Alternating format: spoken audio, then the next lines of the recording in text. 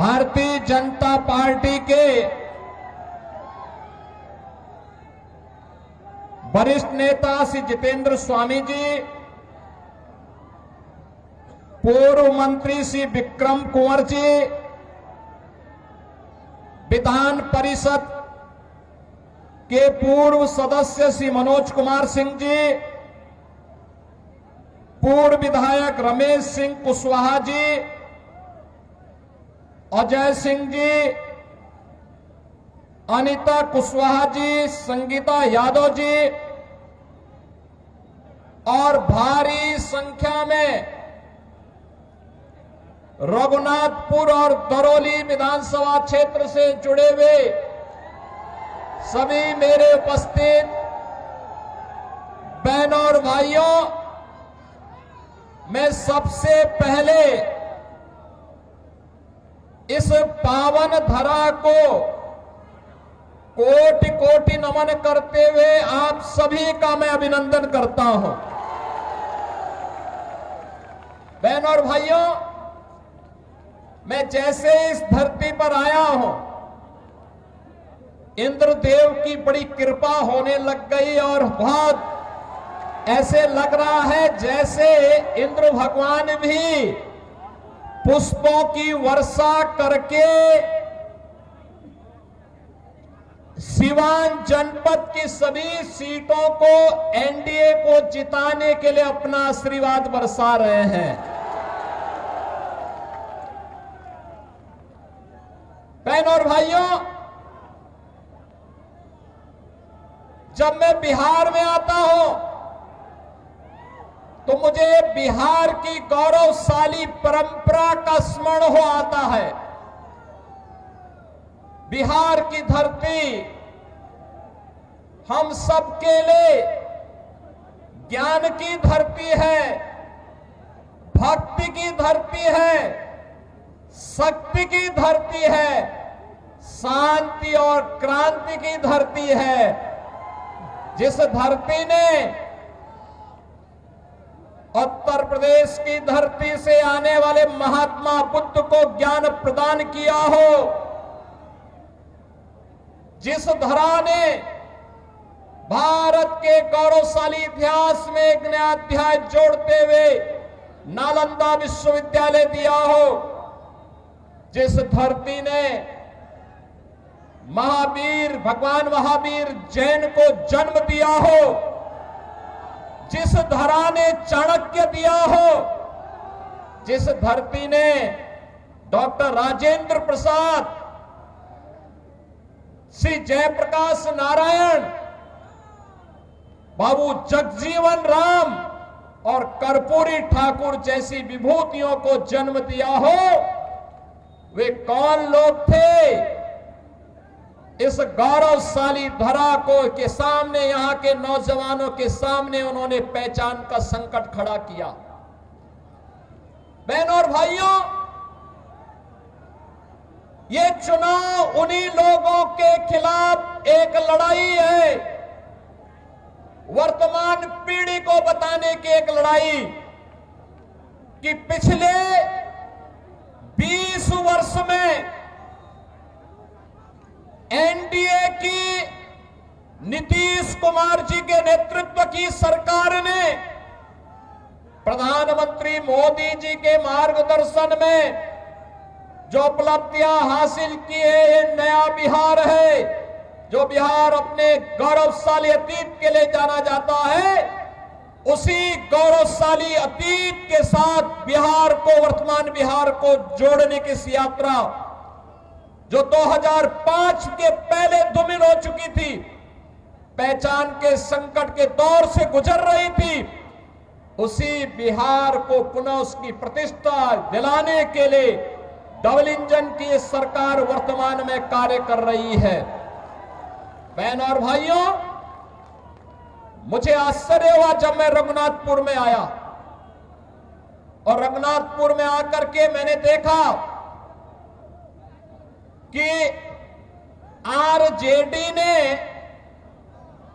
यहां से जो प्रत्याशी दिया है,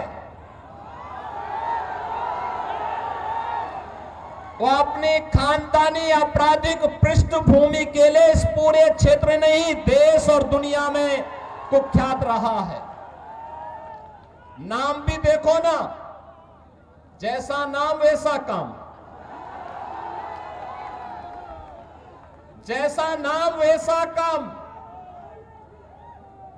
और बहनों और भाइयों, इसीलिए तो मैं कहता हूं, हमने यूपी के अंदर एक बात कही कि भाई देखो, अपराध और अपराधियों के प्रति जीरो टॉलरेंस,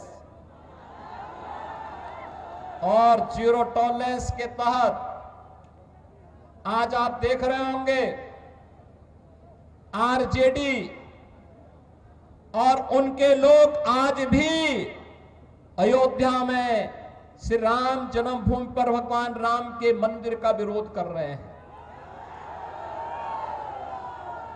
सीतामढ़ी और उसके आसपास के क्षेत्र में मां जानकी के भव्य मंदिर के निर्माण और कॉरिडोर के विकास के लिए किए जाने वाले कार्य का विरोध कर रहे हैं। ये आरजेडी के लोगों को बताना चाहिए, अयोध्या में श्री राम जन्मभूमि पर भव्य राम मंदिर का निर्माण होने के पहले उत्तर प्रदेश की डबल इंजन की सरकार ने प्रधानमंत्री मोदी जी के नेतृत्व में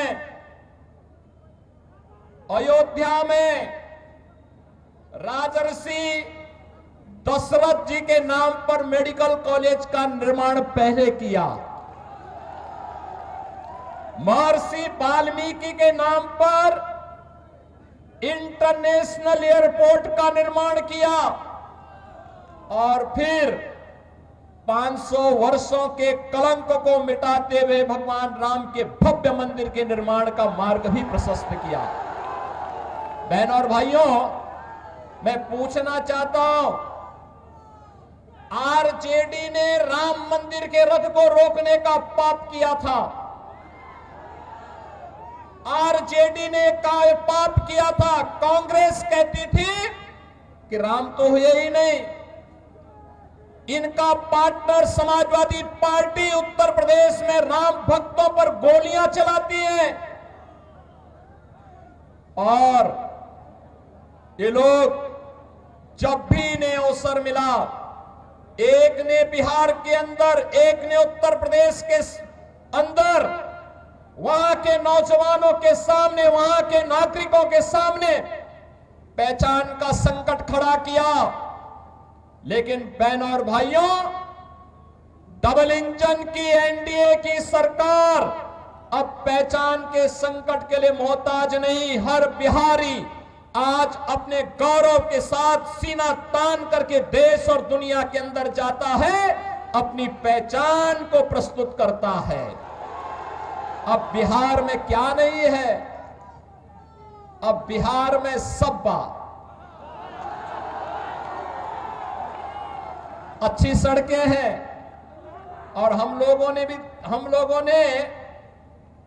6100 करोड़ रुपए की लागत से अयोध्या धाम को सीधे सीतामढ़ी से जोड़ने के लिए राम जानकी मार्ग के निर्माण के काम को भी युद्ध स्तर पर आगे बढ़ाया है। आज बिहार में एयरपोर्ट है, मेडिकल कॉलेजेज हैं, इंजीनियरिंग कॉलेजेज हैं, और आज बिहार में पलायन नहीं, आज यहां पर प्रगति के नए नए प्रतिमान स्थापित करने की दिशा में बिहार आगे बढ़ा है। गरीब कल्याणकारी योजनाओं का लाभ गरीबों को मिल रहा है। अराजकता पैदा करने वालों के खिलाफ जीरो टॉलरेंस की नीति के तहत ये डबल इंजन की सरकार नीतीश जी के नेतृत्व में कार्य कर रही है। और बहनों और भाइयों, जो बाकी बच जाता है, यूपी का बुलडोजर उसको पूरा कर लेता है। और मैं तो आप सबसे यही कहने के लिए आया हूं, एनडीए यहां पर सभी नेताओं ने प्रधानमंत्री मोदी जी के नेतृत्व में, उनके मार्गदर्शन में, नीतीश जी के नेतृत्व में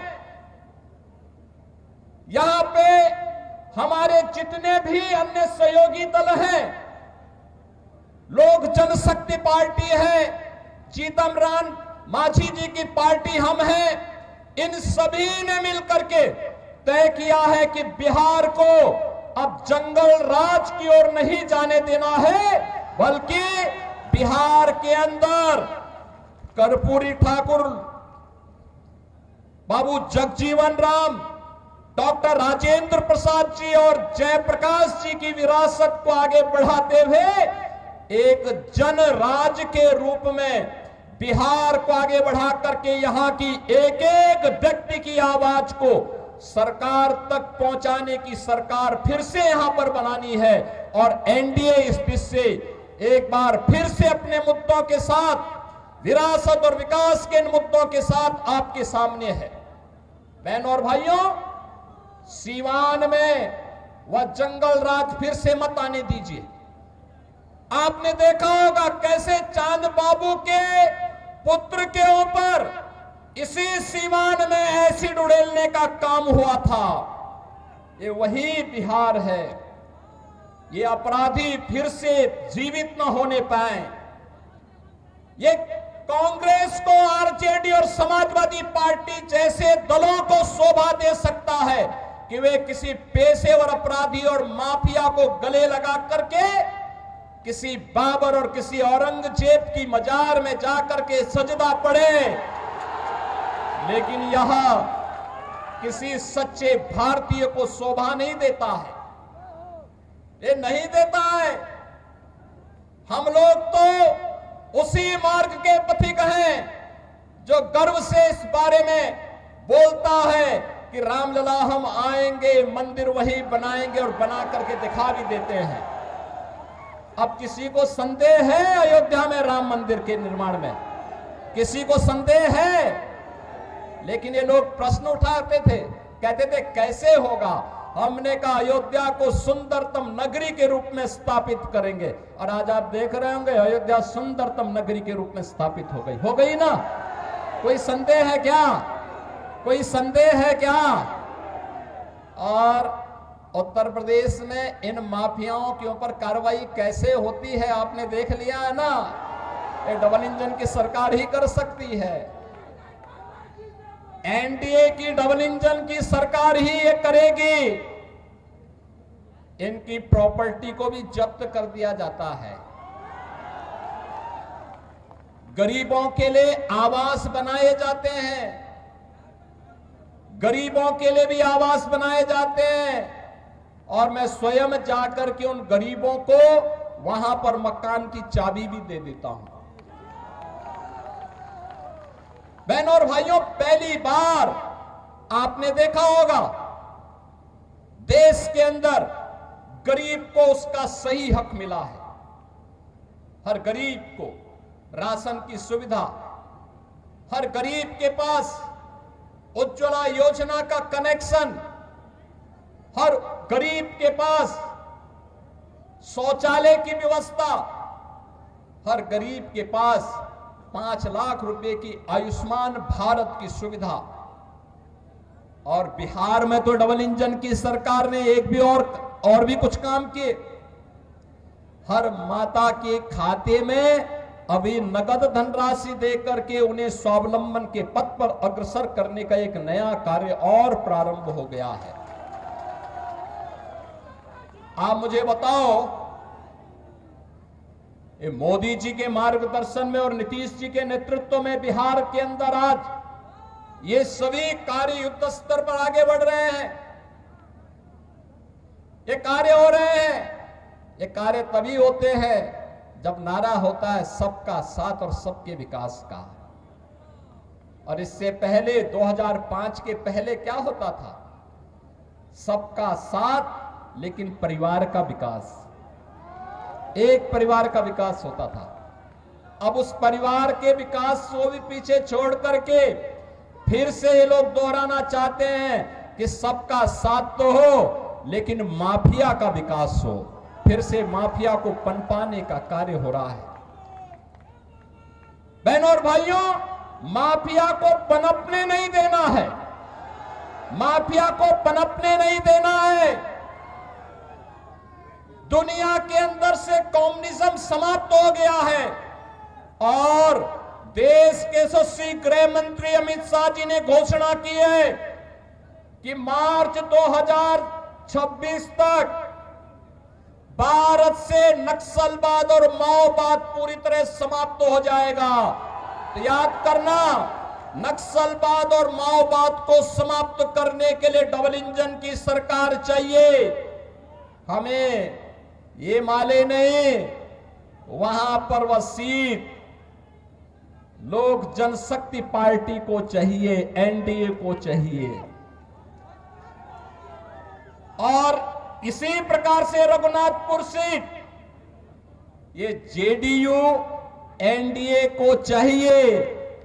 इसके लिए आज आप सबसे अपील करने के लिए मैं आया हूं आपसे, बहनों और भाइयों, हमें अपराधी नहीं, हमें माफिया नहीं, हमें गांव, गरीब, किसान, नौजवान, महिलाओं और विकास के कार्यों को प्रभावी ढंग से आगे बढ़ाने वाला जनप्रतिनिधि चाहिए। आपके सुख दुख में सहभागी बनने वाला जनप्रतिनिधि चाहिए। गरीबों के साथ खड़ा होने वाला जनप्रतिनिधि चाहिए।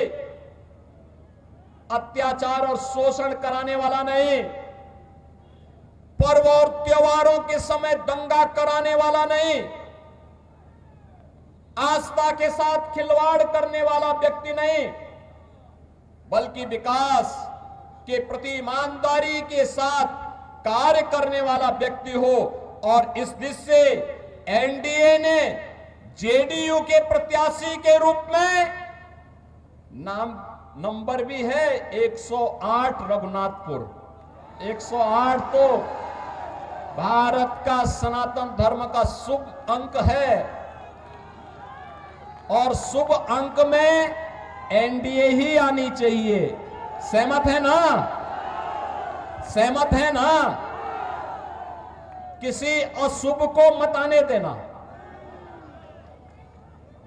किसी ऐसे व्यक्ति को मत आने देना जो यहां के पहचान के सामने संकट खड़ा करे। तो श्री विकास कुमार सिंह को रघुनाथपुर से और दरौली से श्री विष्णुदेव पासवान जी को, नाम भी विष्णुदेव पासवान, ये दो प्रत्याशी एनडीए के हैं, विजयी बना के भेजेंगे, बना के भेजेंगे। ये पीछे लोग क्यों, यहां इतनी बड़ी संख्या में लोग खड़े हैं, सभी लोग पीछे देखो और पीछे देखो, इधर देखो, सभी लोग सहमत हैं? विजयी होकर के जाएंगे ना दोनों लोग? आप लोग घर घर जाएंगे, एक एक घर में जाकर के मेरी अपील को पहुंचाएंगे। विरासत और विकास के लिए, यहां के नौजवानों के रोजगार के लिए, अन्नदाता किसानों की खुशहाली के लिए, बहन और बेटी की सुरक्षा के लिए और व्यापारियों को एक उन्मुक्त वातावरण में व्यापार करने के लिए, ऐसा वातावरण देने के लिए फिर से बिहार के अंदर एनडीए सरकार चाहिए। आप सभी सहमत हैं ना? होना चाहिए ना? नौजवानों को रोजगार मिलना चाहिए ना? किसानों को खुशहाली आनी चाहिए ना? बहन और बेटियों की सुरक्षा होनी चाहिए ना? ये काम केवल डबल इंजन की एनडीए सरकार ही करेगी। और इसके लिए विकास कुमार सिंह को रघुनाथपुर से और दरौली से श्री विष्णुदेव पासवान को प्रत्याशी बना करके एनडीए ने आपके पास भेजा है। विजयी बना के भेजेंगे। सभी लोग मेरे साथ बोलेंगे फिर, भारत माता की, भारत माता की, भारत माता की जय श्री राम, जय जय श्री राम, जय जय श्री राम।